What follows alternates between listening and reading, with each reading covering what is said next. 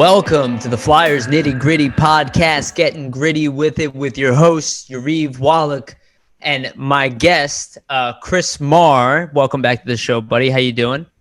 Doing good. I appreciate you having me on. I feel like every time I come on again, I start off with Jamie Zabam, but I'm not going to do it this time. But yeah, I know filling in for Jamie. It's going to be exciting, and again, I appreciate you having me on. For sure. Thanks for joining, buddy. And a special guest and somebody I'm pretty excited to have on here, and I think we're both excited to have on here, Colby Cohen. If you guys don't know Colby Cohen, you should if you watch the Flyers. He's the guy in between periods talking. Colby, how you doing, man? Welcome to the podcast. Yeah, I appreciate you having me on. I think it's pretty cool how many groups of people do these types of things in Philadelphia. I think it really speaks to how passionate the fan base is, and everybody kind of has their own little spin and sort of their own view on things. And I think it's what makes, this city and this fan base, more dedicated and more unique than most of the places around the league. Nice. I would agree with that, right? It's like, especially now with the internet, everybody thinks they're like a mini GM. You got Cap Friendly open, you're watching the draft, you're watching scouting videos.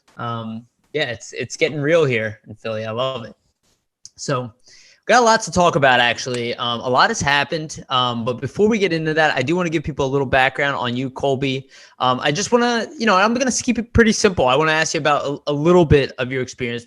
But for those who are not aware, Colby Cohen has a long NHL career and AHL career, professional hockey career, also a very successful NCAA career behind him. That's not something you might not know just watching him on television, but obviously a young guy and had a recent successful career and a college hockey hero in a lot of ways.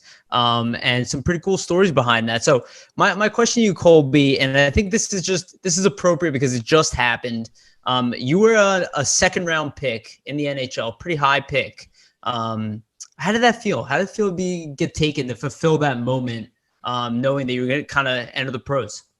Yeah. So, the draft is such an interesting thing with hockey. It's so much different than at least football. That's really the only other draft that I'm very familiar with because, it's kind of the first step, I would say, into the journey of being a professional athlete. And obviously it starts years and years earlier, but it's sort of the first time you can associate your name to a professional sports team. And, my draft experience was, a little bit different in the fact that, to me, I was just relieved when I got picked, probably more than I was excited.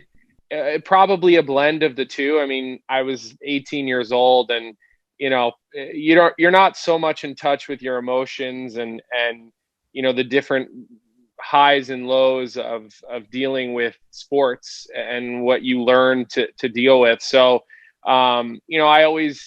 I always watch the draft, and I usually am looking at the guys who are those guys who, are somewhere in the second half of the first round type of rated players. And I watch, and those guys start slipping into the second round or slipping late into the first round. And those are really the guys that I can identify with because, that's really what happened with me. And I usually, when I talk to younger players and younger kids, I usually try to tell them that it's somewhat can be a blessing to fall out of the first round, unless you're like a top 5 or top 8 pick. In my situation, it was a blessing just because I ended up getting all of the same money as a first round pick because what my college career, and I didn't have anywhere near the amount of pressure that, say, my roommate at BU did, who was Kevin Shattenkirk, who was the first round pick by the same team. Even though we were both right-handed defensemen, they decided to take us first and second. And the amount of pressure and stress that he dealt with, especially the first half of our freshman year, I didn't have to deal with that because he was the one who who had to deal with the limelight, and I was able to just kind of cruise and worry about playing. So a unique experience. I still have all my notes because in the pre-draft process, you get interviewed by teams, and I think I met with 28 or 29 NHL teams, and we take little, my agent had me write little notes down after every meeting, because it's like 20 or 30 minutes, and then you go to the next one, and you have a schedule. So I still have my notes, which are funny to go back and read, and they were funny to revisit throughout my career.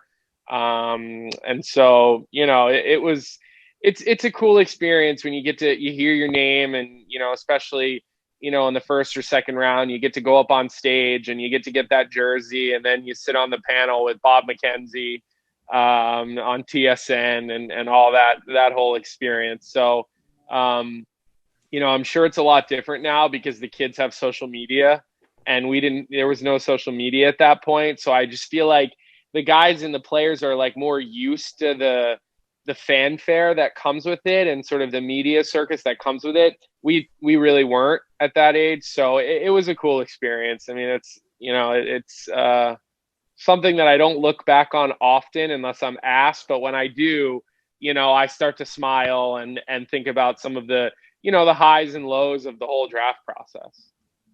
It's really interesting because it's really just the beginning, right? Like everybody sees like that draft, but it's really just the beginning of the work there. And it's interesting to hear the amount of pressure that's is that pressure, you think, kind of like a fan media pressure, organizational pressure? Or do you think it's just a combination of everything that comes with it? I think it's a combination. I mean, I think for me, it was a unique, I don't think unique is a good word for it, but I think Central Scouting had me ranked like 18th overall in the final draft ranking. So, I see that's how they seat you at the draft. They put you, the lower you're rated, the closer to the draft floor they sit you. So at least they did in the day back then. Right. So, and I just think it's a little bit of everything. I mean, it was my draft was very, there was a tight knit group of players, Canadian and American, that if I remember correctly, really dominated that draft. I mean, we had a lot of American and Canadian players go in that first two rounds. It was Reamer and Patrick Kane started us off. We had McDonough go, we had Shaddy go. I mean, you start going down the list, PK was in the mix or in that. There was a big, number of guys, Ian Cole, Teddy Ruth. I mean, it was all the players that we played with at the U.S. national program and the players we played against on the Canadian junior teams, Esposito, Sam Gagne, you start going down the list. So Brendan Smith, I mean, everybody really knew each other. And so I think because of that sort of bond that you share with all of those players, even the Canadian players who we played against in the various World Championship and U17 and summer hockey and all these different things growing up, I think some of the pressure of that, because, you're surrounded by your peers, and this is really the first big moment for you all to see, where does one stack against the next. So I think, that was an interesting situation because, like, I remember between Shaddy and between Ian Cole and Nick Petrecki, I mean, these are literally guys you played with and against, Reamer, since you're 9 years old. And that sort of made a new element to it because it was such a uniquely close group of people. And a lot of us are still friends today and still spend a lot of time together in the summers and when one or another is in each other's city and whatnot. So, but you're right in your thought that it's just really the beginning. It doesn't, it's a cool thing, but it's really, okay, now it's time to go to work. Yeah. It kind of reminds me of graduation. I try to put that in perspective, because hockey players are humans, right? So what's the equivalent to them? It's like, you get graduate, you go in the work world, you do all these interviews, you look for jobs. I mean, it's not that different, right? There's a grind to it, right? A hustle that's involved. I do have one question for you, real quick, locally. Maybe this is a little off base, but this is kind of for my buddy Anthony. We were talking about this a little bit earlier. He wanted to ask you this question, actually. Did Erik Lindros have anything to do with that young group that you were talking about, do you think? Because we were kind of thinking about this from like an age standpoint. Like Lindros was kind of like the pinnacle for us here in Philly. I know you were a junior flyer at the time, right? You were definitely playing in this area. We had Reamer here. Like what? Yeah, I mean, you grew up wanting to be Erik Lindros. Yeah. I mean, you didn't grow up in Philly, and so for me in my household, I was kind of my older brother, he got to be Erik Lindros. So sure enough, I had to choose someone else. So I always chose John LeClaire. But that line and those guys were really, that's who I wanted to be. I mean, I grew up, I would sit in, second and third and fourth grade, and I had my notebook, and instead of listening to what they were teaching, I was like crafting who I thought the lines should be. This was before Twitter, right? So, that was all Nice. and that's what I did. I slept it, I ate it, I drank it. That's all I cared about. I would go to practice. I practiced at Westchester, at Iceline in Westchester, and I skated with my team twice a week. And one of my friends who I was in school with was a younger 89 birth year. So he was on the younger Pee Wee team or whatever. And then I would go to his practices with him on Tuesday and Thursday. I mean, I just, I couldn't get enough of it. And I was fortunate that through my family ties, my mom grew up around Jay and Craig Snyder. They all went to school together. My mom has a very long history with Craig. And so when I was younger, I got to go to Roger Nielsen's hockey camp as like sort of the chosen one because of who my family was. And I got to stay at Roger Nielsen's place up on the lake in Peter. Where was that? Not Peter. Lindsay. Oh, okay. The town was Lindsay, Ontario.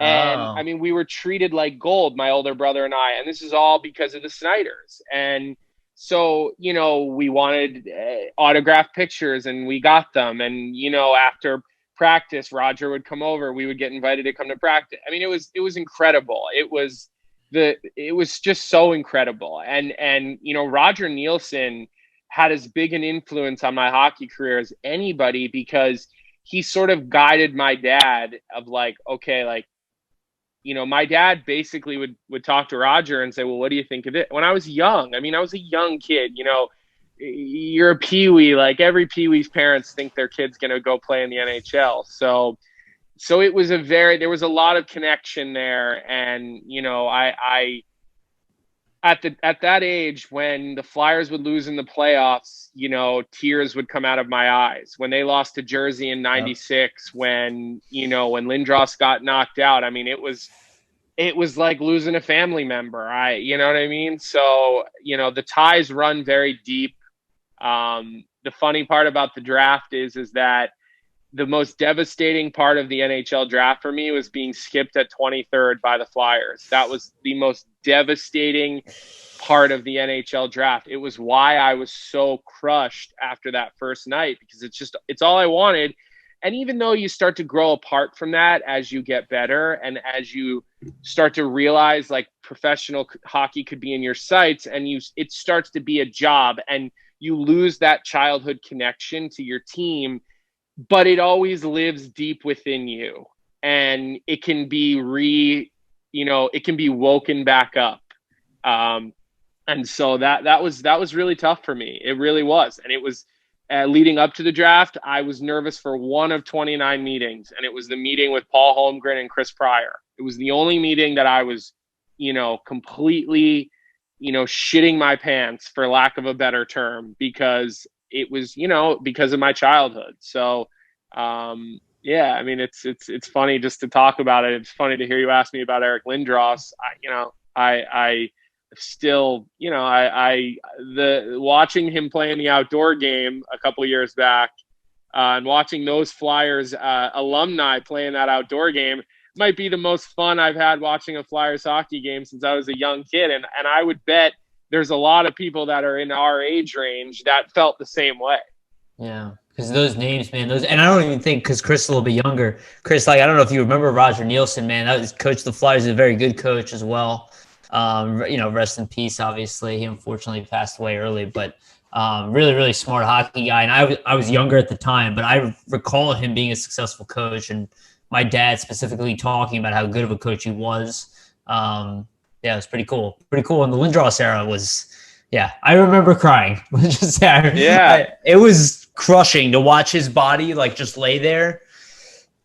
Yeah, I'll never forget that. There's no way. It was like, and the reason I asked that because he's such an influence even now. I would say that was our Connor McDavid. I mean, in a lot of ways, like that was our big boomer bust guy. So that was pretty cool. Yeah, we were fortunate as young Flyers fans that we got to see most every big name that was available at one point or another come through Philadelphia, whether it was JR, and I know we were a little bit older when JR came through, or Peter Forsberg, or, Chris Pronger. I mean, you start going down that list and you're like, Briere. wow, yeah. Or Amante. Yeah, Briere came and was, he didn't come at the end of his career. No. Danny came, and Danny was an incredible impact. But I mean, Tony Amante played for the Flyers. A lot of people don't even remember that. You start going down the list. Every guy wanted to come and play here in Philly at some point in their career. And I mean, I'm very close with JR now. And, JR is a Blackhawk for life and is a Chicago through and through his blood. But I got to tell you something. He loves Philadelphia, and he loves that he's a Flyers alumni, and he loves what he did and how he did it here and the time that he spent here.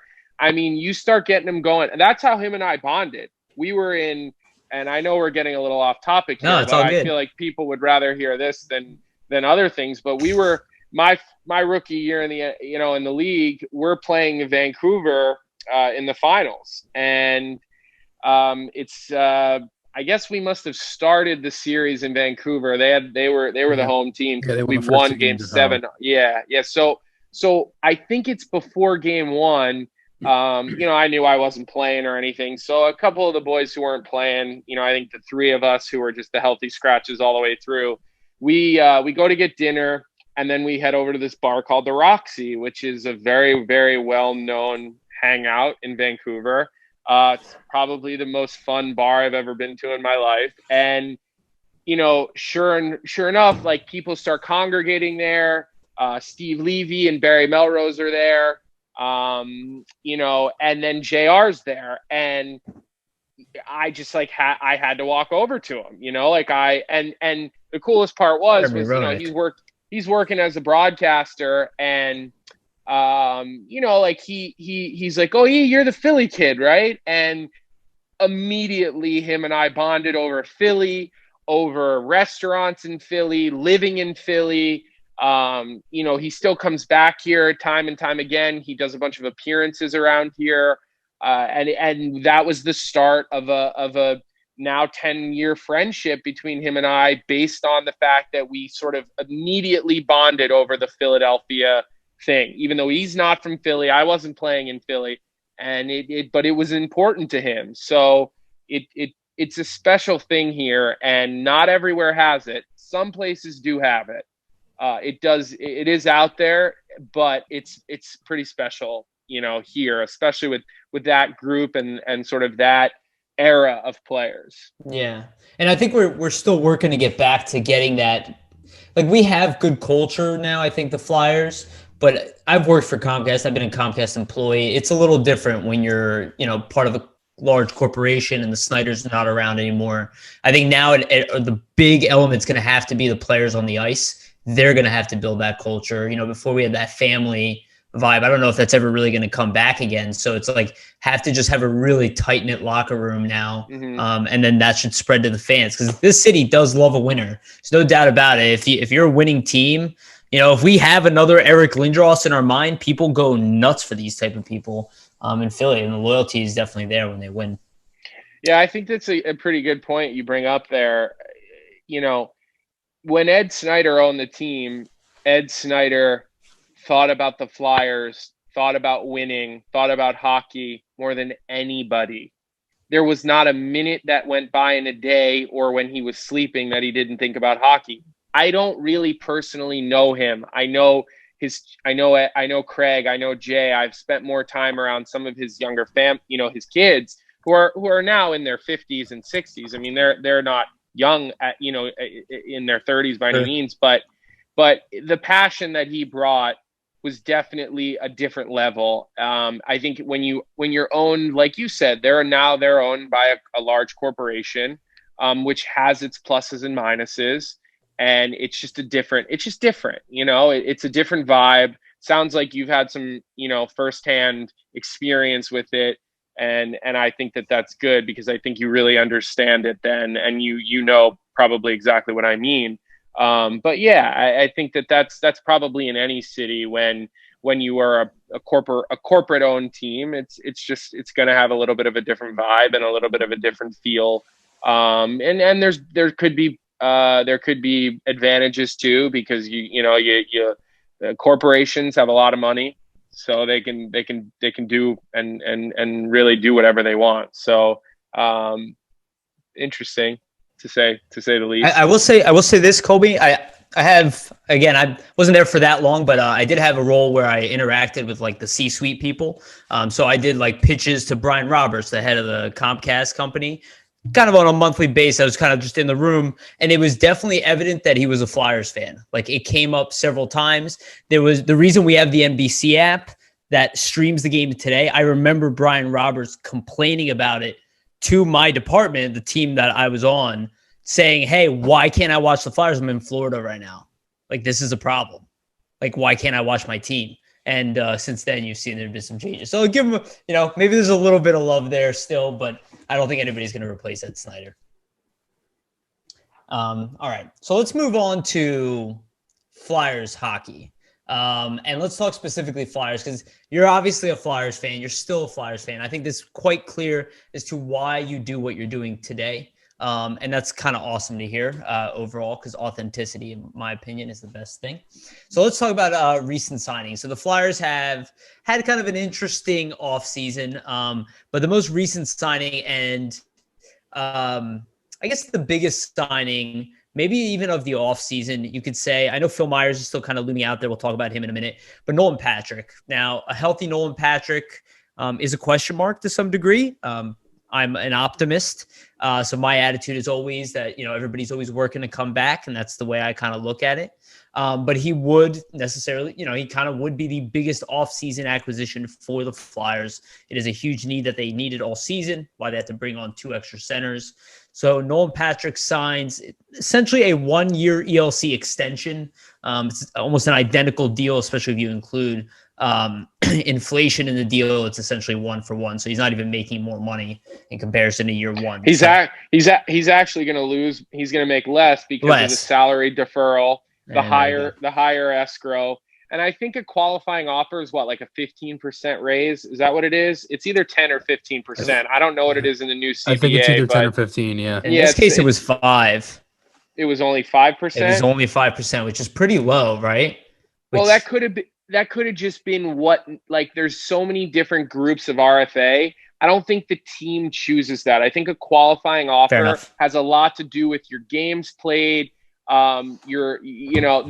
That is not team control. That's got to be it. Yeah, because games played. I can tell you for sure that the Flyers couldn't say, all right, we're going to QO you, but only a 5% QO. That's a that is a league mandated in the CBA, depending on what group of RFA you are. That's how that's decided. So I wouldn't read into, I know as media members, we all like to really read into things. Yeah. I wouldn't read into what percent the QO was, because that is not controlled by the team whatsoever. That's actually, I love that you just clarified that, because I was looking at that one little bit. It confused me. Like the 1-year extension, all that stuff made sense, but I was like, why didn't he even get like a little bit more? I was like, why didn't he deserve a rate? He's done enough outside of the injury, obviously, to show he has NHL value without a doubt. Yeah, definitely. Yeah, oh, go ahead, Colby. No, you go ahead. Go ahead. I was gonna say, like, you called me that night and you were like, I'm wondering why he made less money than from his ELC, which was 3 years at $925. So that was kind of why and then I started. It was still 800. It's still 800. Let me Let me clarify. When they give a number on that, that's your signing bonuses included too. So like I remember my entry level contract I could be slightly off, but it was like I'm pretty sure the salary number was like the rookie max was like, you know, 825, but you could sign for 895 because you got a $90,000 signing bonus every year. So that cap number is included in what your signing bonus is per year. Now, I believe my year, the max was like 92.5 per year in signing. I'm sure it's probably up to closer to like 100 now because, you know, the league, you know, I don't know it off the top of my head. I haven't like looked at the CBA that closely. But that's where you get those numbers from. And those qualifying offers are completely determined by the league and by the CBA. And the reason that he had to basically take that QO was because he has no leverage. Right. What's he going to do? Sit out? What's he going to say? That's what you like. I remember when the Bruins qualified Brad Marchand, I think my second or third year, and he missed the first week of training camp. He had leverage. He said, "I'm not playing for 900. You're going to pay me $3 million because I've played and I've had success." And you know, so he can go sit out because he's got leverage. You know, Nolan has zero leverage, zero. He didn't play last year. You know, one game he has this medical issue, and so he has no leverage. And contracts in the NHL are less about a player's value and more about player or team leverage. 100%. And you see that in trades too. And I was like arguing with people online where they're like, "Oh, this is this person's value." I'm like, no, every situation is different. Depends the situation the team is in. Are they up against the cap? Well, they have no room to argue then, right? Do they need the cap space? That's how the Flyers got Niskanen, right? I was trying to explain that. That's how you get Niskanen, right? You don't get Niskanen for Gudas straight up. That doesn't happen by accident, right? You get that leverage. They leveraged a contract situation, a cap situation, the ability to eat money and give draft picks. And you know, no two trades are alike. No, even though contracts and agents, I mean, they use comparables. That's what they do. Yep. And you know, it's still though, every situation has its different leverage points. And that is really what we as media members will never know, because we're never going to be on the phone with the agent and the GM or the GM and the GM. So we just don't know what those exact points, those pain points and those leverage points are. And that's why, you know, it's easy for us to come up with great scenarios, but for them to actually happen is a whole different ballgame. Totally. So let's talk real quick about Nolan's game for a second. So, Chris, I'm going to ask you this question. We'll let you talk a little bit here. So what do you think about Nolan's potential in that third line role? Do you see that as the beginning of the season? Do you see that maybe as, do they try Laczynski? Do they try somebody like Frost? You know, Fletcher didn't sound very confident. I don't know if they feel very confident he's ready for third line duties. Yeah. Did they try Rubtsov? Did they try one of these young guys? But what do you think to start the season?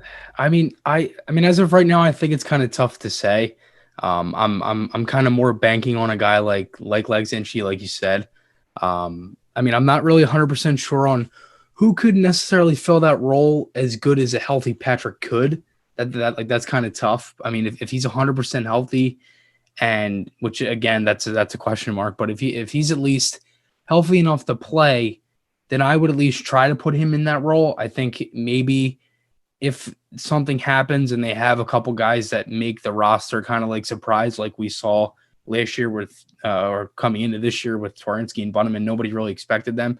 If they have a couple guys like that maybe get in, maybe they try to do the thing that they did with Lindblom in the playoffs. Maybe they start him off on the fourth line a little bit and work his way up.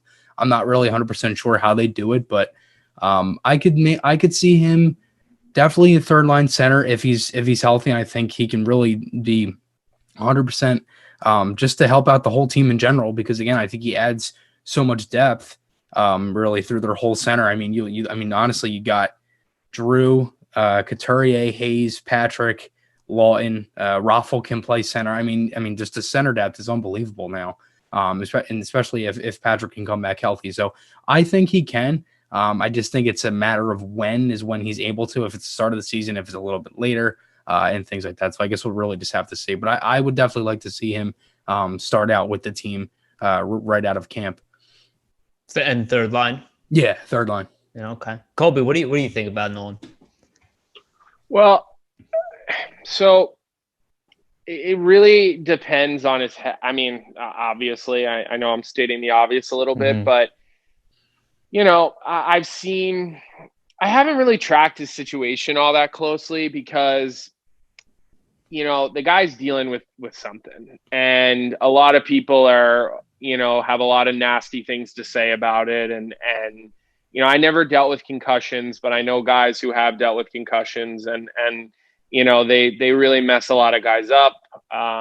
You know, it changes a lot of guys' lives, some of the issues they have after. So, you know, I hope that my first thought on him is like, I hope the kid's life is going to be okay, first and foremost.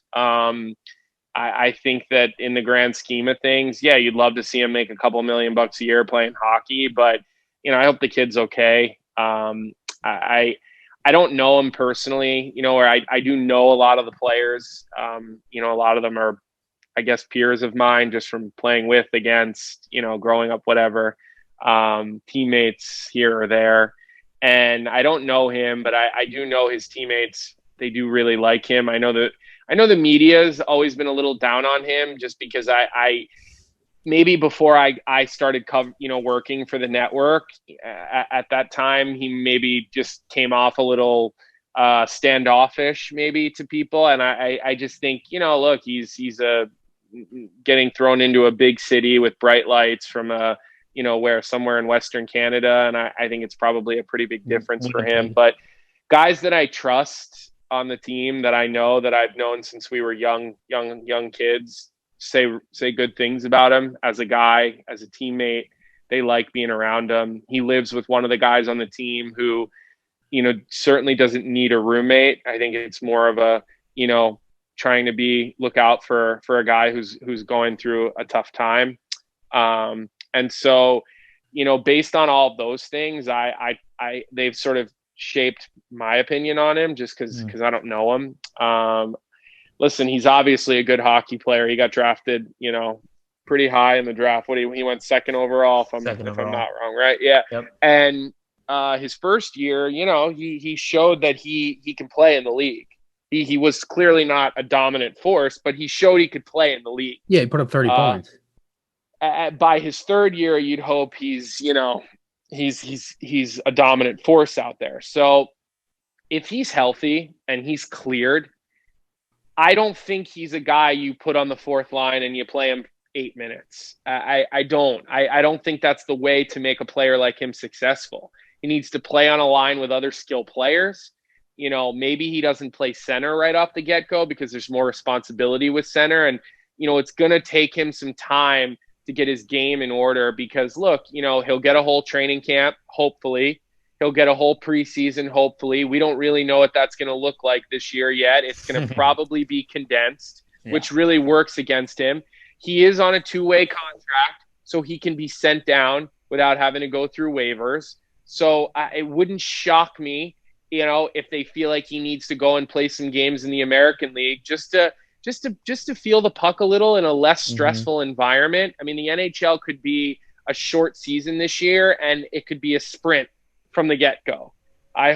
So it wouldn't shock me. But I ultimately feel that when he is cleared and he is feeling good and it is decided that he can play and he can take contact, then he's got to play. He's got to play on a good line. He's got to play on the power play. You know, you don't take a thoroughbred and, you know, bury him in the back of the pack. It's just it doesn't make any sense. So will he be mature enough to play center in the NHL at this point? I'm not going to sit here and bullshit you guys and tell you that I know the answer to that because none of us really know the answer. Now, plenty of people on Twitter will tell you they have the answer, but, you know, it's just what I said. It's bullshit. So I think it's a developing situation that we've got to watch. And, I hope to see him out there in a regular colored jersey, no red cross, no red jersey. The red cross jersey, I think, has been retired, but I think it's yellow now. Yeah, it's got a, but they used to have jerseys back in the day that literally had a red cross on I remember in practice. So, I mean, he's obviously a really good, talented player. And I think if he's going to play and he's healthy to play, I think he's going to play. Having him on the fourth line. Now, look, it's a new GM who didn't draft him. It's a new head coach who has never seen him play and is a very, very, AV is not a hand holder. So if AV is told he can play, then AV is going to play him. And it's almost like you look at how he used Oscar. He couldn't help it. He said, you know what? For whatever reason, I got to get him out there more. And he was feeling that whole situation. And so he just kept throwing him out there, probably more than anybody had thought or planned, and probably more than Oscar thought. So, I think he's going to be hungry because I think he probably has a lot to prove. Mm-hmm. And I think when you take a real competitive athlete and you push them up against a wall and you kind of hold your foot on their neck, I think that's when, a young boy becomes a bit more of a mature man, and it's time to, show everybody that you belong. And so I think that's what we'll see. So I think the Flyers are going to be very deep up front, but you're right. And back to your point from like 15 minutes ago, I know I'm rambling on a little bit, but having him at 800,000, 850,000 against your cap, with what he's capable of is incredibly valuable, especially in a league right now where, the middle class is being pushed out, and the $700,000 to $850,000 contracts are going to have to be productive for the next couple of seasons because of the flat cap and because of how much there's just no equity right now in the league. There's no equity. There's no free money. There's no cap space. Teams are not looking to spend. I mean, it's just very congested and clogged. And when you add those factors all together, 700 to 900,000, you need a couple of those guys to have big years for anybody who's going to be successful. Yeah, and I totally agree with that. And it's actually really interesting what you said about Nolan Patrick too, about the media thing, because I definitely noticed it. But the one thing I noticed is actually, and I've said this on other episodes, and I do like a player profile series where I go through like each player. But I talked about this. There is something I think came over with Nolan where I don't think his dad really got along with the media so much. Like, I don't even think in his family, it was always kind of stay away from the media. Maybe don't talk too much to them, because even if you like look at his draft year and whatnot, he wasn't like the most outgoing kid to the media in general, wherever he went. So I think he kind of came in with that kind of closed off attitude. And here in Philly, it's like we're kind of ruthless with that type of stuff. So, I already saw the clash happening before he got here, but I do completely agree. If he's healthy, if he's playing, if you signed him that contract because you plan on playing him, I do agree with you. I think he is a force when he's on his game. He's still, to me, a kid. He's still young. And if he can grow into his body and do what he's supposed to do, I think he's immensely valuable to this team. And I think with him and Lindblom healthy last year, the Flyers, probably would have been one of the most dangerous teams in the National Hockey League. I mean, they already were. And then you add, those two guys at 100%. I mean, you attack on all four lines. It's very difficult to stop. So I do want to go into our next RFA, and I think we'll probably stick to mostly RFAs today. But I do want to talk about Phil Myers. So Phil Myers is still kind of up in the air. Chris, I'm going to ask you first, and then we'll go to Colby again. Everybody knows Phil Myers is going to be some kind of stud. I even heard Fletcher say it himself. He does see him as somebody with really high potential. I think you have to be crazy to not see the potential at this point.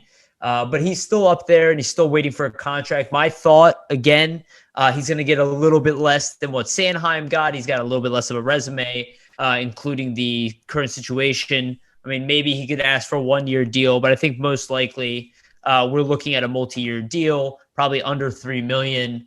And that's kind of my view. And I do think he'll play more minutes next year than they were initially intending before Niskanen. They're going to kind of push him and test him a little bit more in a good way. And I think he can succeed. Chris, what do you think about it? The signing and where he'll be?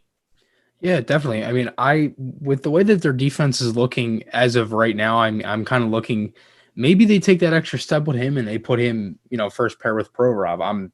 I'm kind of leaning against that. I don't really think they will do that, but that could be something. I guess because again, they've talked about really needing that Niskanen replacement.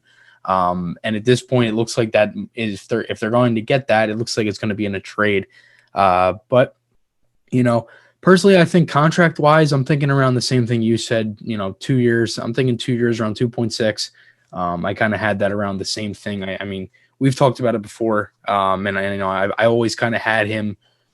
I always had him around the same thing of what Sanheim got, because really they're kind of, as of right now, like as we're speaking right now, they're kind of similar players. I mean, they play obviously same pairing and things like that. They're both top 4 defensemen that still get useful minutes, but not too many minutes like a guy like Provorov does. So again, I kind of look at them, and I think for the Flyers, I think a bridge deal is definitely the best option in my opinion. I think it makes a lot of sense for him. It's same with Sanheim. They both can kind of grow into their element, and they can definitely get more minutes and games in the NHL, and then try to get that big contract like guys like Provorov and even Provorov has kind of even a smaller contract as we kind of look at that right now. But again, I mean, I think there's a lot of things that can go into it, but I'm thinking Myers around 2 years, around 2.5, 2.6, something around that range. I don't think we'll get anything over $3 million, or I think $3 million is probably the max. I'd have to think, but I think anything over $3 million probably won't be happening. Sure. So you mean to tell me you're going to pay a guy who played 50 games last year and 71 career games in the NHL and has been healthy scratched at least 10 to 15 times last season, undrafted, wildly inconsistent, wildly talented, but inconsistent, and you're going to pay him close to $3 million a year? I want to work for you. I love this. I gotta say, but first of all, I love that response right off the bat, Colby. But please continue. But I'm just busting your balls a little bit. But I just look. I think that you guys are right with his potential, but he's still playing, and we're still talking about potential here. He has not proven his way in the NHL yet. I mean, he played 50 of 70 games last year. If you remember, he didn't even make the team out of camp because he was a disaster in training camp. He, has a lot of moments where you go, wow, this kid is a stud. But he has a lot of moments where you go, he plays in the NHL? And that's young defensemen, they have those issues. Travis Sanheim, his mistakes are nowhere near as glaring as Phil Myers, but I think that Travis right now is a much better player than Phil. Now, I don't know where they'll be in 5 years. I don't have a glass ball for that, but I mean, I don't think that Phil's going to get any more than 1.5. I mean, I'd sign him for 2 years, but Robert Haig just got 1.6, and how much did Braun get? 1.8. Did Braun get 1.8? I mean, these are proven NHL defensemen. Now, granted, they play a different role, but I'm not ready to crown a guy a top pair or a top 4 defenseman that only played 50 games in the league last year and was in and out of the lineup. And even down the stretch had some game, AV pulled him out at times and put him in the press box because of his inconsistencies. So, the NHL is not a development league. And that was told to me by Bruce Cassidy in my second year or third year in the American League. And he said, Colby, you'll never play for Claude in Boston because you might make 15 good plays, but the 3 bad ones end up in the back of your net. And at that level, it's not about development. It's about winning. And, granted, when you have lots of young players, GMs, coaches, they talk about a player's development, but not at the detriment of winning. I mean, that's why you saw Phil Myers go to the American League after his training camp, because he he just wasn't sharp, and he has that tendency. So he has a major skill package. He's big. He skates well. He makes a good first pass. He's almost looks like he's growing into like his hands are getting better and they're improving. But I would be shocked if he got any more than 1.7, $1.8 million a year. I would be shocked.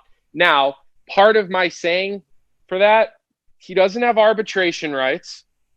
Right. He hasn't even played 82 regular season NHL games. So he hasn't even played. If we're 71 total games, that's not even a full NHL season. Now, maybe he would have some more. If not for COVID, he probably would have another 7 or 8 games under his belt. And yes, he does have 15 career playoff games. But I'm just, looking at his numbers and his stats and thinking about the fact that he has no leverage in a contract negotiation. None. No. Zero. No, honestly, Colby, I actually love what you're saying right now. And Chris, don't take this the wrong way, right? Because that's the thing that everybody is saying. Now, my whole argument was he is not in Travis Sanheim's position. Now, I don't know that exact number, but Travis Sanheim was a first-round pick. He's improved dramatically every single year. He does play a bigger role in the team. He plays more minutes. He's a de facto number 2 now that Niskanen is out of town. That's why I think he was able to push that number higher, was the pedigree and the growth rate. He's also a year older than Myers, right? It's a little more refined. So with Myers' background and his play, I still see maybe he'll get 2.5, but that was kind of the max in my mind. That I thought he was going to make somewhere between 2 and 2.5 for what I was hoping would be a 3-year deal. Looking for some job security in the current market. That was kind of what I was hoping for. But if we can get him for less than that, I mean, I'm not someone who is always right, needs to be right. I sometimes completely go against the grain in my thought process. And I don't see a world where he gets over $2 million. I just don't. I wouldn't pay it to him. I don't see a world where it happens.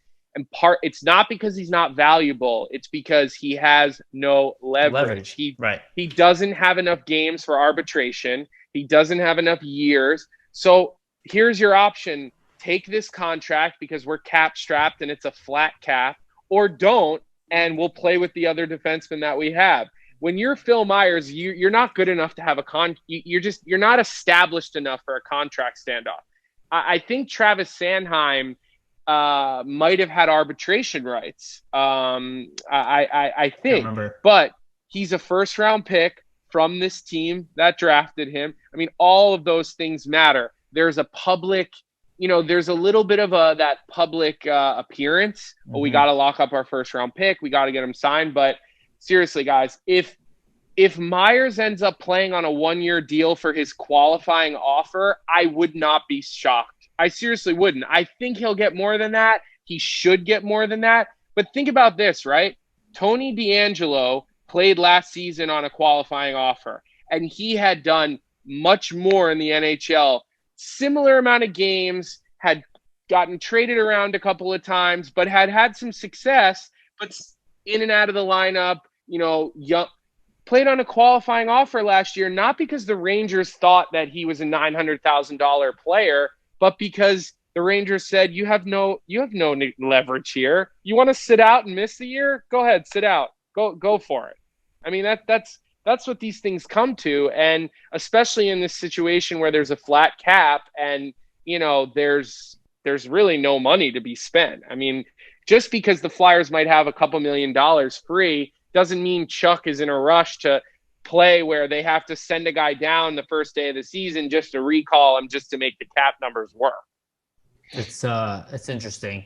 And I totally agree. And I like that you're saying that because it's a dose of realism, because if you actually look at like Flyers Twitter, the trade offers that people throw out and the dollar amounts, it's like they're so desperate for every single grass is greener object or just a player to stay, that they're always willing to just give the max or whatever is rumored, when that's not really how the game is played, right? It's a negotiation. There's a give and take, and then there's that moment where you can choose to walk away. And that's a big part of negotiating. So I love that you're saying that, because I do think you're probably right. And Myers' number is going to come out lower than everybody anticipated. And we're seeing that in contracts all around the league.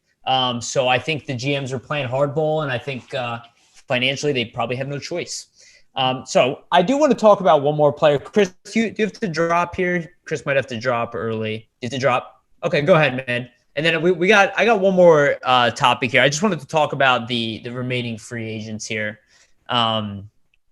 So my question for you is, and I think this is kind of perfect because they're both defensemen, and they're both very different defensemen, but I want to focus on both of them because I don't think nobody's talking about Derek Pouliot. The other is everybody's kind of talking about Erik Gustafsson as kind of another gossip bear, and I want to get into that because that's probably not true. It is my assumption also from the little that I see, but Ghost has a very different game than Gustafsson, and I want to see if we can go through that a little bit. But I do want to talk about Derek Pouliot, and I want to bring him up because he was a number 8 pick in the draft. He was a big-time defenseman, at least coming into the NHL. Right now, he's been an AHL guy, but a very successful AHL player. Do you think that this is a solid addition to the Flyers? Phantoms, primarily, most likely, maybe a swing call-up because of injuries, but really a Phantoms addition at the lower level. What do you think about Pouliot? So before we go into this, I looked something up on my phone just because I just wanted to see, and sure. I hope I wasn't too hard on your boy there. I was just fine. Okay. All right. But I loved it. Awesome. So Tony DeAngelo is from, he's from this area. I've known him since he was a really young kid. So I just wanted to look up because I remember last summer when we were, I run into him down the shore and we were talking about, his standoff with the Rangers. And he, in the previous season, he played 61 games and he had 30 points and he was a +6 with 10 points on the power play and a game-winning goal. And he wanted $3 million. He wanted a bridge deal where he was going to get 2 years, $3.5 million a year, which really is probably what he should have got. I mean, from a value standpoint. Yes. But the Rangers said, no chance. We're not giving you anything. You know what he played for? $900,000, his qualifying offer, because he didn't have arbitration and he didn't want to sit out and he didn't have enough. To that point, he had played 40 games in Arizona 1 year, 32 in New York, and then 61 in New York. And he still couldn't get a deal because of the leverage. Well, and so no, go ahead. I was going to say, in that type of deal, though, don't you think he probably wanted what did you say? It was like 2.5 to 3 million a year. Yeah. Maybe they offer him. Well, but he wants a multi-year deal, right? He didn't want a 1 year deal, right? So he took the 1 year to risk it, right? To potentially make more. He took his qualifying offer because he was a restricted free agent that didn't have an arbitration. He didn't play enough to get arbitration. So his leverage was nothing. So his two options were literally take your QO or sit out. Those were his two options. And they had a deep roster of defense. So he wasn't going to sit out. And then he went out and he proved himself this past season, 53 points, and he gets a bridge deal. It's just, I just think that there's so many circumstances that people are so unaware of in these contract situations, which is why I'm harping on this, is because it almost doesn't, unless it's Provorov or one of these guys that is just crushing it early on, and you're like, okay, we know we're giving this guy a 6 or 8 year deal. That's a different situation. For everybody else, what I would refer to as like the middle class players in the NHL, you take your qualifying offer because you haven't done enough to get the leverage for arbitration to go and get that contract. So, the more I even think about it and I talk to you about it, I seriously wouldn't be shocked if he ends up with maybe a little more than a qualifier. Maybe it's 1.1 or 1.2, but if he ends for 1 year, you think, for a 1 year contract? Well, if he takes the qualifier, then it's 1 year. But I think if he's smart, depending on his age, you want to get to 26 years old or 7 years in the league so you can be that UFA, or you make sure you have enough games. Now, if he plays a full season this coming season, then he becomes arbitration eligible. So then he's got leverage because he's going to say, all right, I don't want my qualifying offer of this. I'm going to arbitration. And then all of a sudden the threat of arbitration, the team's like, okay, now you're rolling the dice. You could end up having to pay him more than you wanted to pay him because of arbitration. That's when usually players and teams find that middle ground in these contracts. I mean, all these players that filed for arbitration the last couple of days have signed contracts because the player's nervous. They don't know where the arbiter is going to go. The team's nervous. They don't know where the arbiter is going to go. And so that's where you start to see middle ground on these types of contracts. So yeah, I mean, I think the Myers thing could take some time, but I seriously, if I'm the GM, I'm probably making him play on his QO because they lost Niskanen. Maybe that gives him a little more leverage just because all of a sudden you lost probably your most all around, solid, consistent, reliable defenseman back there. And now Myers maybe has a chance to become that all around consistent guy for the Flyers. So maybe he gets 1.2, 1.4, but if it ends up 2.5, I owe you guys dinner because I really I don't see it happening that way based on the fact that he has no leverage. Sorry. Yeah. I wanted to wrap that up. And I know you had asked me about the signing. No, it's cool. No, I appreciate that. I think it's really important that actually you go through this because I think this is real world stuff that needs to enter people's mind when they hear these contracts and these numbers flying around, these trade offers and all this stuff, and really understanding what it means to have leverage and why they structure. Why is there an RFA to begin with? Right. This is all strategic for owners, right? They know they don't want to give players the ability to go into the NHL as a UFA, to do what Kevin Hayes did, right? To do even what Wyatte Kalynuk. They don't want to see that. They want you cost controlled. They want to make sure that they can afford the high end, and then there's no middle class in the NHL anymore. It's the high class, and it's rookie and entry level types, league minimum types of salary. And it's because of the salary cap, isn't it? Yeah, it's just like players want it, and players want to get paid. I mean, it's and if you're making a bottles full type of thing, then somebody's got to be the takers. There's always going to be a 1%. And I know. I like the salary cap for what it did. I mean, I understand it fiscally, economically, and I understand that teams need it, but I'm not a huge fan of it. I would love to see a modification of it in the future. So would I. I'd love to see like a soft cap, where there's a luxury tax. Yep. But I also think I also think that the league is really gotten healthy because of the salary cap. I think that the NHL went from the redheaded stepchild to a $5 billion revenue generating business. So it's hard to argue with what's going on, and players are doing really well. Obviously COVID has put a little bit of a wrench into that, but listen, it's no different than what regular everyday people are going through. I mean, every network that I work for, put salary cuts and rate cuts in. And so, the players are going to feel it just like, regular everyday people, and they understand it. And that's why we saw them all agree on a CBA so easily, where it's never been easy between the union and the players, because I think everybody realized that almost the whole world is in this together. It's not even just America, it's the whole freaking world. And I think that sort of sense of camaraderie helped with the whole thing. But I'm with you too, as a former player. I'd love to see like a luxury tax situation where if a team wants to go over, you can exceed the cap by X amount and it'll penalty. But I would love to see something like that. We'll see. Who knows? We'll see. The future. We'll see. At the same time, I know they love seeing the players move around. I don't love seeing people move their homes and their families and stuff like that. So that's where my head comes from. But I think the league likes it. I think they like the trades and the talk and the whole thing.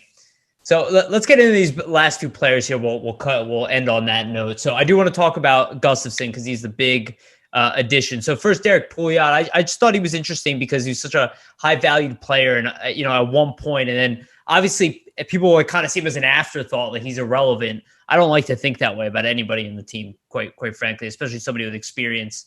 But it looks like he's a pretty good AHL guy. What do you think about him? Yeah, I mean, I don't like that either, and because that's who I was in my career. I was a depth player. Yeah. You know, after a couple seasons, it's like, okay, now you're probably our 8th or 9th defenseman, so we're gonna, you're just gonna be there as a just in case there's a big emergency and we need, four guys get injured. I mean, that's every team has insurance policies, and I think he's a good insurance policy. I think that he can go in and into the American League, and he's been around some winning teams. He's been a successful player. He can obviously play. He's played some games in the NHL. He's a high pick. He's been around good coaches. I mean, Pittsburgh has had very, very good coaching in the NHL and the American Hockey League for a long time now. Whether it was Sully, and then, you start, Jay Leach was, I mean, there's just a lot of good hockey people in that organization. They've done a nice job with that.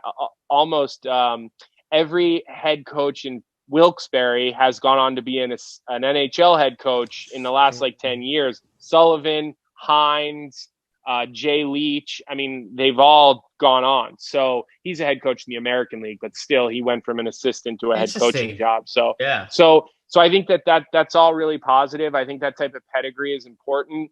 You need guys who are going to come into camp and push and make other people uncomfortable because, it's probably not going to be the 18-year-old, but look at Chris Stewart last year. I mean, everybody thought it was a joke that he was in training camp last year, and he had a major influence on the Flyers last year. And I am completely biased, so I'll put that asterisk because we were teammates and we're very, very good friends. But I know what his value is in the locker room because I was once a young player in a locker room that he was, an established player in. And I know from firsthand experience how important that is. So, I think it's good. I mean, he's a guy who you could call him up and he's not going to be wowed by the bright lights because he's played some games. He's been around. He's had some success. He's a depth player, though. I mean, they probably didn't sign him envisioning him on the opening night roster. Right. But he's a good insurance policy that can come in. He can play, anywhere in your 3 pairs when you need him to. You don't have to hide him. You don't have to protect him. He's not going to get physically out-battled or outmanned. So I think those are important signings. And I'm sure the scouting staff has seen things in him that they like. They don't just sign guys to sign guys. Sure. And so, I kind of put a little bit of faith and trust in the things that they're seeing. Yeah, it seems like a replacement maybe for TJ Brennan, who was here for a while. I believe he was in your draft year, also a local guy. Yeah. So it seems like a direct replacement for him and what he brought for several years here. So that was awesome. So yeah, I also thought that was kind of under the radar, just a good signing, like a guy that could surprise people. Even if the AHL has a season, he could be a big part of those rookies that are coming with Zamula and Högberg and Wylie. They need guys like that, right? Listen, I was in my 3rd year in the American League when we signed Torrey Krug, and he spent a season in the American League, and we were partnered up for a while. And, it wasn't long before he passed me on the depth chart because the kid's a hell of a player, and it was fun. I mean, I realized, okay, I'm a depth player. I know what I am now. I mean, they had that conversation with me after training camp. And my job now was to make sure that Torrey was in a good position to succeed. Obviously still trying to be a good player myself, but those are, and I took pride in it. I looked after him. I looked after him is probably not the right word because he's pretty tough and he can look after himself. But, there's little things about pro hockey and that you need to learn coming from college, especially. And those are important signings. We probably won't hear a lot about them, and we probably won't ever really know. But it's you need depth. I mean, you just do. You look at Tampa Bay. They use 9 defensemen in the playoffs. Throughout the course of the playoffs, I think every defenseman that they brought to the bubble played. I mean, Ruda, Cernak. I mean, you just. Bogosian, Shen. I mean, everyone came in at some point. And granted, Coburn, those guys have bigger names, but still, you needed 9 because you ended up with injuries. McDonough gets injured. I mean, so you need those players. You do, so. 100%. All right, so let's talk about the last one here. This is the big flashy name. I mean, there was Logan Day, AHL contract. I don't think we have to get too deep into him, but Erik Gustafsson, he's got a really interesting background, comes in with some really high-powered offensive seasons, mostly, obviously, that time with the Blackhawks. Some pretty good success, but a really good puck mover, really good passer, breakout passes, pretty good skater, has okay size, not the biggest guy, but good enough. Seems to be able to play both sides of the ice. Has played with Duncan Keith in the past. Could be maybe a combination there with Pro Rob. Maybe that's what they're thinking a little bit. What do you think about Gustafsson? What do you think about the signing here? $3 million, 1-year contract. Yeah, I mean, look, 1 year, $3 million. I think risk. that I think the Flyers were in the market for a couple defensemen, and I think that he ultimately, for what he was willing to take, made the most sense. I know that there were conversations with another right shot defenseman that actually got along, and I actually at one point thought it was actually going to happen, and it didn't, just because the term they just they were on a way different page with the term. I think the Flyers they looked at this free agent group, and I don't even count Krug or Pietrangelo, because those guys were not interested in coming to Philly, but I look at all the other ones, and the Flyers just didn't see anybody that they really wanted to commit to, when there were some good names out there. And I actually give Chuck credit, because it would have been really easy to go and sign Tyson Barrie or Kevin Shattenkirk or, Bogosian or one of these guys. And look, I personally, it would have been the happiest freaking day for me if Shattenkirk would have signed in Philly. He's one of my best friends, but I just didn't think the fit was right, and I know that the term, they weren't on the same page with term, and I give Chuck credit for not getting, to sticking to his plan and to really sticking to his gut in the fact that they didn't want to commit to anyone. The flat cap is an issue. They might have their eye on some guys in a trade type of manner, and so they end up with Gustafsson. Now the honest truth about Gustafsson, when he got traded to Calgary, I haven't seen him play since he got traded. I have done some Chicago games, for Westwood One when he played for Chicago. I did the outdoor game, and I, went back to my notes, and he's a real smooth player. He's very smooth. And I think, Shane and him are both offensive defensemen, but they do it much differently. Shane really uses his feet to be offensive. I think that's his biggest strength, his shot, his feet. I think that those are his real threats. And I think for Gustafsson, it's more up here. And I think it's more about moving the puck. It's about skating. He's fluid. He has sort of a casual sense to his game that really works for him. And, I hope he's successful here. The Flyers, they need someone who can facilitate on the power play. It remains to be seen what happens with Shane Gostisbehere and the team. Right. I think I think they lost faith in him. And I think it's really hard to rewrite that narrative. I think it would be best for him and the team for him to have a fresh start somewhere. I think he's gonna, if he gets traded, he'll go be really good somewhere. Absolutely. And put up a lot of points. And I think that's why the Flyers are so hesitant to trade him for nothing, because they're scared to death that he's going to go somewhere and be a 50-point guy. So, to that point, not to cut you off too much, but if you think about Fletcher's history, I brought this up, the Brent Burns trade, right? That was under his watch. It's a very similar type of issue. An offensive defenseman wasn't cutting it defensively, even though he's 6'5" and huge. They move him to right wing. They end up trading him. They lose that trade in retrospect, obviously. And Brent Burns goes on to turn his career around. Then as a 30-year-old, essentially he breaks out. It turns into one of the best defensemen in the league. I think Fletcher sees that, and that with the combination of the expansion draft coming. I don't think Fletcher's really that interested in adding assets where maybe cap management and cap salary will actually be the most valuable things come next trade deadline, right? And the ability to take that on and not giving up any no movement clauses because they can't afford it. Yeah, no, your ability to look and think long term is rational, and so you'll probably not have a very popular opinion amongst your peers, but you're Used right. to it. I'm used to it. You're right in your thought process there, and so I like the move. It's 1 year. It's not a crazy amount of money. He's offensive. I think he from everything he says, he's looking to really round out his game, and he's never been on a team where he's like has a chance to be one of the guys. He really isn't. He's always been a supporting role type of player, based on the fact that Seabrook, Keith, these types of names he was behind in Chicago. And again, in all honesty, I didn't watch Calgary. I don't stay up that late. What do you think about Mark Streit as a comparison to Gustafsson?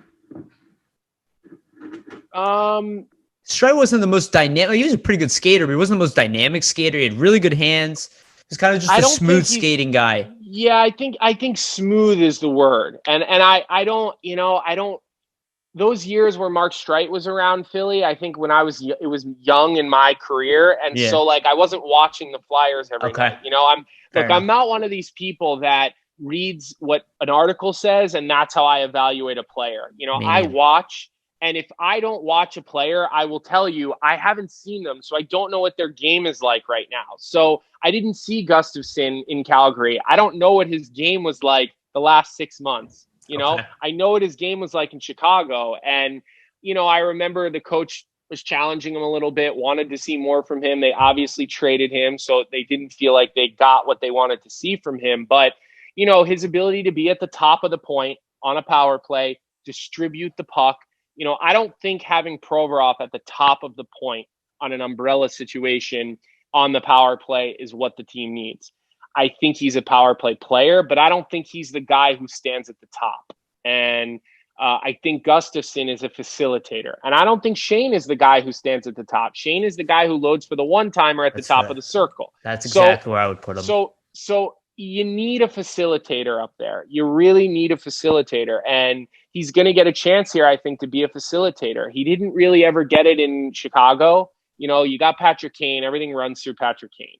And everything runs through, Duncan Keith. So you were more of a complement, or you were on the second unit, catching the last 25 seconds. So I do want to bring that up. Actually, it's an interesting point. I don't want to take this too far, but that was actually my thing about the Flyers power play last year, is that I don't think that they were running things through Giroux enough. Now you can say that his career has maybe declined, but when the puck is on his stick, the team treats the Flyers differently. His ability to create those plays is definitely another level. So that was kind of what I was hoping, is that the Flyers would kind of go back to maybe more of using Giroux.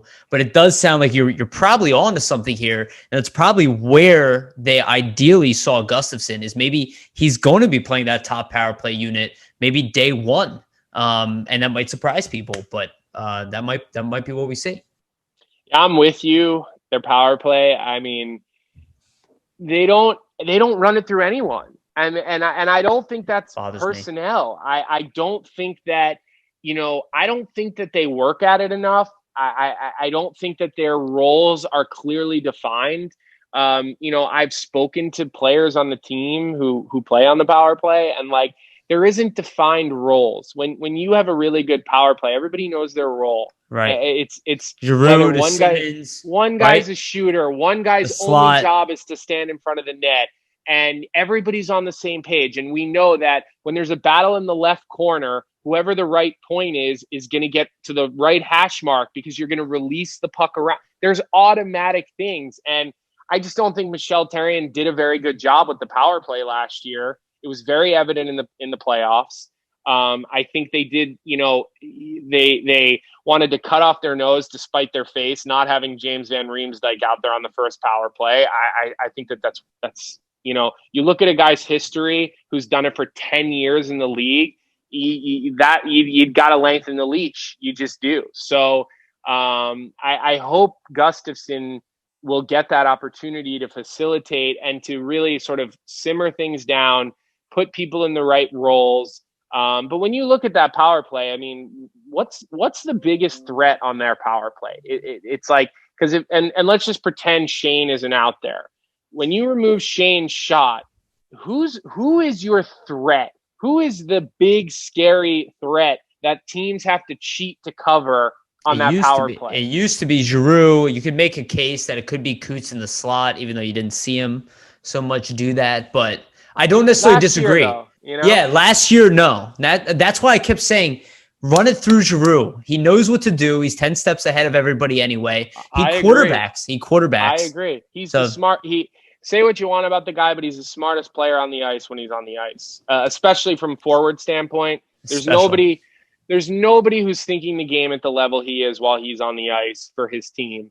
Do guys get a little slower maybe in their 30s? Maybe, but ultimately, I agree. It's got to go through him. He has to facilitate.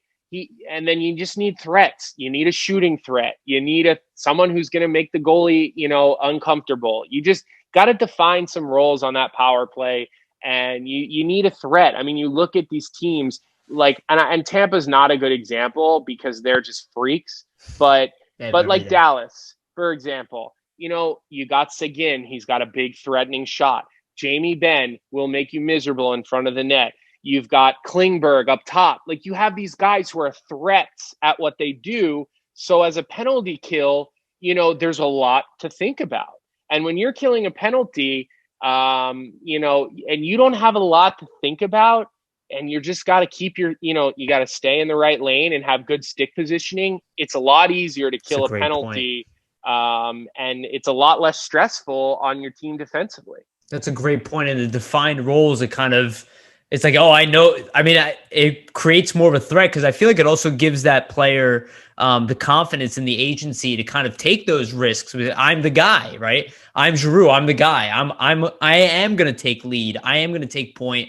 And like, I love Travis Konechny, but I'm like, when I see Konechny and Giroux on the same unit and I see them doing the exact same thing, I'm like, why are we wasting this? I was like, it doesn't always feel like it makes sense. So I don't want to criticize too much because I'm not a coach, but it does. And neither do I. Listen, I'm sitting on my couch right now, and from where I am, it's easy, very easy. Exactly. But I'm here to tell you that it ain't easy because I've been there, and it's hard. Obviously, and you're also dealing with people who are also relentless and very good at what they do. So even if you're good, so is everybody else, if not better. All right. On that note, I think that's a great place to end. Colby, this was awesome. Thank you so much for doing this and for sitting the whole hour plus. And for everybody, if you guys aren't aware, again, look out for him on TV. Obviously, you heard what he has to say here. And it was great. I really loved your feedback here on a lot of the stuff. And I liked how real you were. And I like that you gave us like your honest opinions on how these things could play out. And I love that they're not the echo chamber, and that's really what I was hoping for. And thank you. It was awesome. Yeah, no, listen, my opinion's not always the popular one. Same. But I'm not.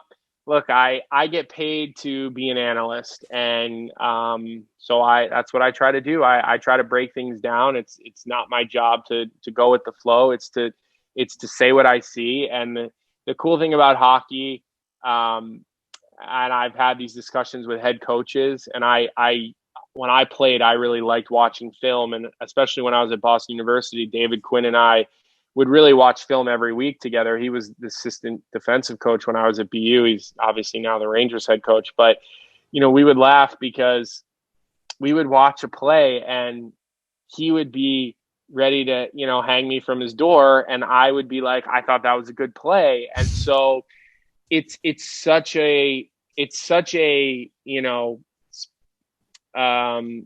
there's just three people can watch one play and see something very differently. And I think hockey is very unique in that way. So appreciate you having me on, and hopefully it's a little strange right now in mid to late October not having hockey. So hopefully we get some news soon on training camps and preseason and hockey. I mean, who the hell knows, right? Right. Yeah, it's been a weird year, and hopefully we'll get to see you back on TV and everything soon. And Me too. yeah, you never man. know with that either. Yeah, it's one day at a time these days. So life is very strange, my friend. Well, thank you so much. I really, really appreciate it. And yeah, everybody follow Colby on Twitter. Obviously, I've been seeing you putting some good takes on Twitter as well. So definitely make sure to follow him on the social media networks because you get good hard hitting stuff there. I like your comment. All right. Thank you again. Thanks again. All right.